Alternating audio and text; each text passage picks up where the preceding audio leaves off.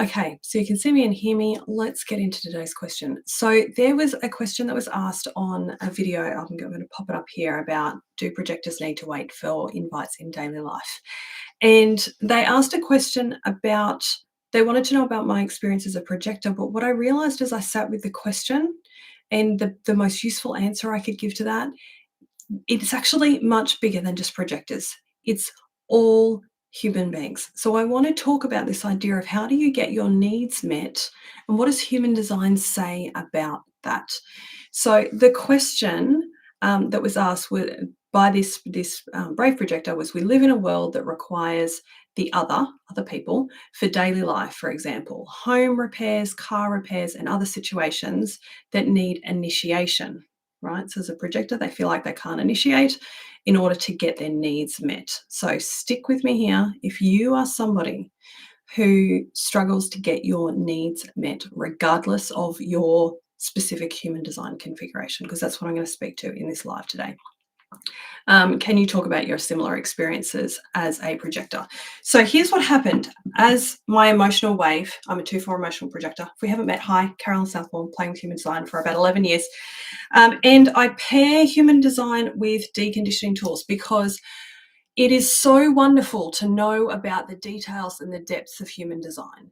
But I have met so many people on my human design journey who know oodles about human design, and the quality of their life is still not where they would like it to be. They still struggle to live out the highest, most beautiful, powerful expression of their design because they haven't prioritized the deconditioning piece. So we all have needs, whether it's, car or home repairs like this projector was talking about.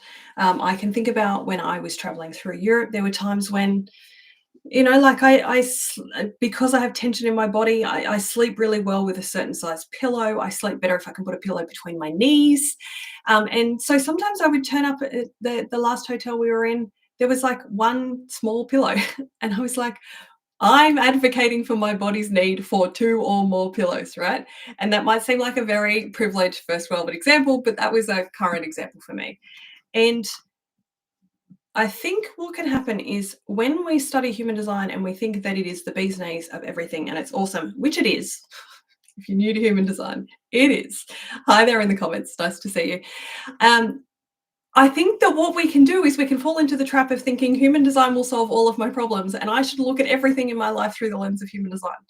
And I want you to know that when it comes to having your needs met, yes, it is going to be easier for a manifestor or a manifesting generator to get the attention of other people because they have a motor to throat connection.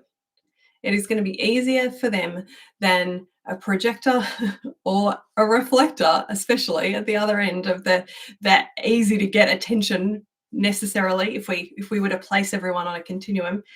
But that doesn't mean that just because somebody could energetically, by design, get attention, mean that they're any good at it, right? Mean that they actually feel safe enough to ask to get their needs met. So I can think of examples, and while I learn so much from my clients, I learn even more from my friends and family who I have had the opportunity to either live with or spend hundreds of hours communicating with. And I have, as you might imagine, the charts of like everybody who I love, everybody who I have any kind of meaningful relationship with. If they're new friends, one of the first things I do is look up their chart, right? So I have the privilege of having seen a lot of charts and observed human behavior over a long period of time through the lens of human design. And I can tell you that I have seen reflectors with all of that openness and all of the reasons that they might feel invisible stand up and get their needs met. And I have observed that.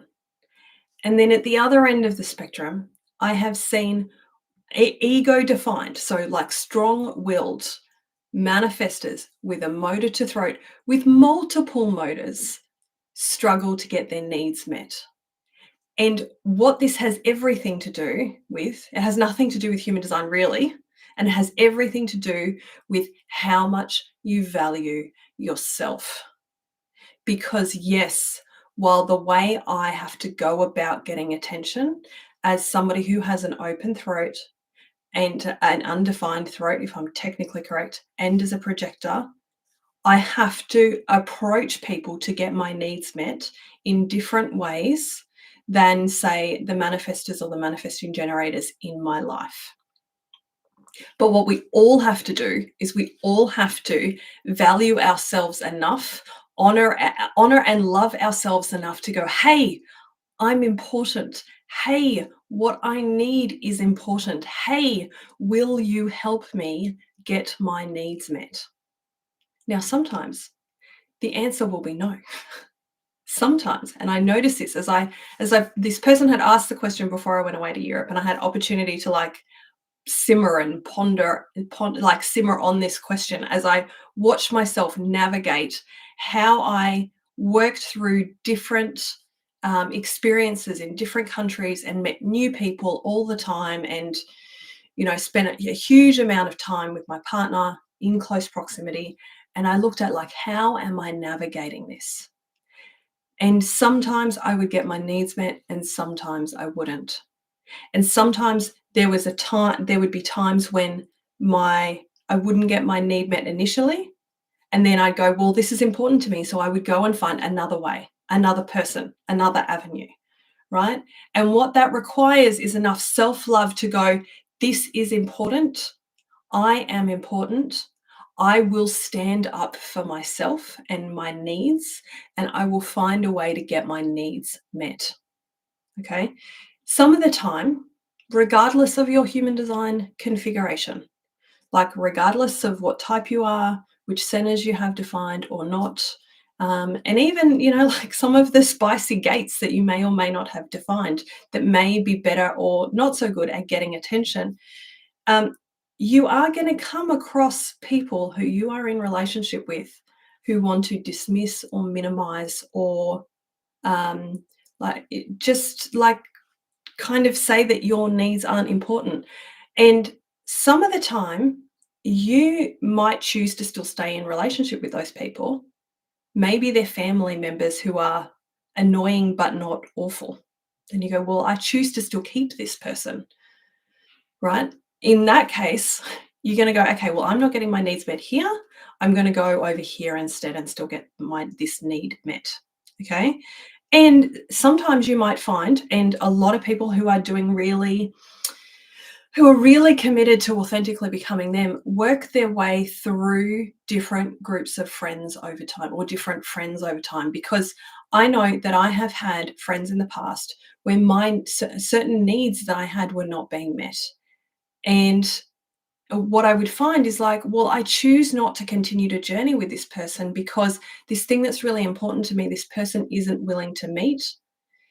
And it means that I would just move on to spending more time with someone else. And what's really beautiful is I think about the friends that I have now, where sometimes they will tell me, either explicitly or just through their behavior unconsciously, that they can't meet that need, but they're not telling me that my need is wrong, or they're just telling me that they can't meet that need. And so they're totally okay with me going and getting that need, whatever that need might be, met in some other way. Yeah. I can think about times when I've had, points of crisis in my life, and I've reached out to multiple friends, and I can think of friends who have said, I'm sorry, I don't have the capacity to help right now, but I really hope that you can find somebody to help. Right. And then maybe a month or 2 months or 3 months later, or whenever they have capacity, they check back in and they go, how the fuck did you go with that period? Like, are you okay? Right.